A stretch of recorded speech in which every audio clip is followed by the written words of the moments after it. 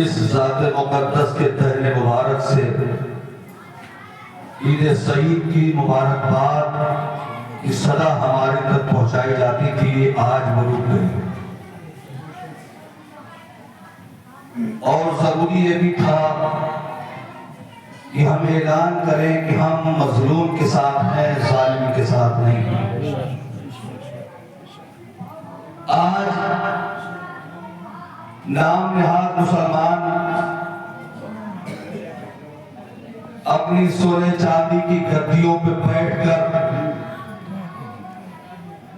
یہ کہتے ہوئے نظر آتے ہیں کہ اسلامی ممالک میں ایران کا شمار نہیں ہے۔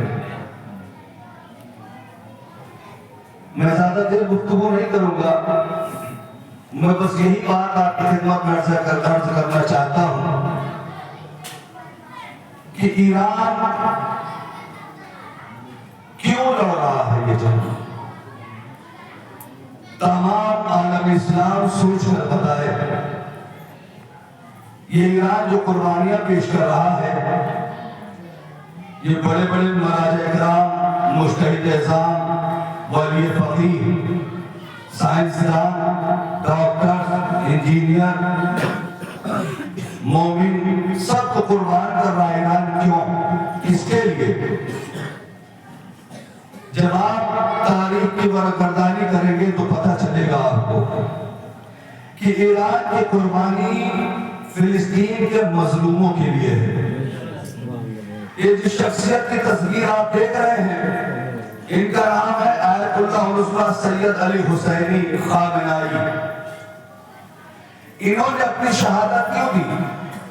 عالم اسلام سوچے فلسطین کے مسلمانوں کے لیے، اور یہ کس مسلک سے تعلق رکھتے ہیں؟ مسلک فقہ جعفریہ کے ولی فقیہ ہیں۔ یہ فلسطین میں کون رہتا ہے؟ فلسطین میں وہ رہتے ہیں جو مسلک فقہ جعفریہ سے تعلق نہیں رکھتے ہیں، اور ان کے اوپر الزام کیا آنا ہے آج کی تاریخ میں کہ مسلمان ہیں۔ تم کون ہوتے ہو مسلمان طے کرنے والے؟ ہم کون ہوتے مسلمان طے کرنے والے؟ آئیے قرآن سے پوچھتے ہیں کہ مسلمان کون ہے، مومن کون ہے؟ کسے مومن کہہ رہا ہے خدا؟ قرآن مجید کی آیات آپ کے سامنے میں نے جس آیت مبارکہ کی تلاوت کی ہے، اس میں اللہ کہہ رہا ہے یا ایھا الذین آمنوا لا تتخذوا اليہود والنصارى اولیاء۔ اے ایمان والو، یہود و نصارہ کو اپنا سرپرست نہ بناؤ۔ یہ قرآن ہے، قرآن۔ آؤ ذرا دیکھو یہ فلسطین کے مسلمانوں کے لیے جو جانیں قربان کر رہا ہے، اولادیں قربان کر رہا ہے، بیٹوں کو قربان کر رہا ہے، پوتوں کو قربان کر رہا ہے، اپنے ساتھیوں کو قربان کر رہا ہے، اپنے مجتہدین کو قربان کر رہا ہے۔ کیوں کر رہا ہے؟ تم کہتے ہو مسلمان نہیں ہے، یہ قرآن کہہ رہا ہے، قرآن یا ایھا الذین آمنوا لا تتخذوا اليہود والنصارى اولیاء۔ اے ایمان والو، یہود و نصارہ کو اپنا سرپرستانہ دوست نہ بناؤ، اپنا دوست نہ بناؤ۔ اگر کوئی یہودی کے مقابلے میں کھڑا ہو جائے وہ مومن ہے یا وہ جو کلمے چاہتا ہے؟